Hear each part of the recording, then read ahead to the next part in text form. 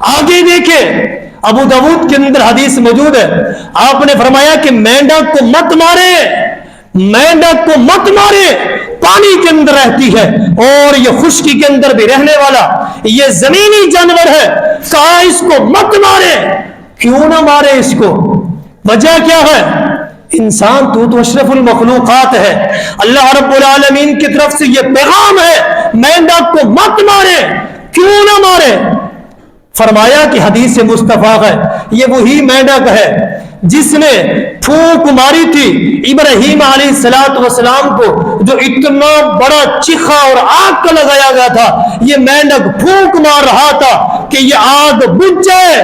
مینڈک کی پھونک سے اتنا بڑی آگ جس کو منجیک کا استعمال پہلی مرتبہ کیا گیا تھا، اتنا بڑی آگ تھی، لیکن مینڈک کی پھونک سے آگ نہیں بجھ سکتی تھی۔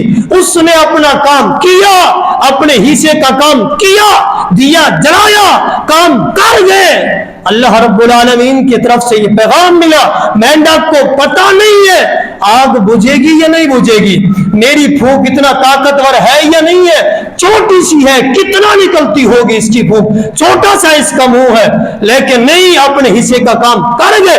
اللہ تعالیٰ نے اس کا بھی احترام کیا ہے۔ ہدہد پرندے کو دیکھ لے، واقعہ لمبا ہے، انشاءاللہ نیکسٹ جمعے کے اندر اسی ہی موضوع کو آگے چلائیں گے۔ آپ اپنے حصے کا کام کریں، آپ کو نیکی کا موقع ملا ہے، کریں، چھوڑیں نہیں۔ لوگوں کا انتظار، معاشرے کا، دولت کا، عہدے کا، ان چیزوں کا، سبب کا انتظار مت کریں، آپ عمل کریں۔ کیوں؟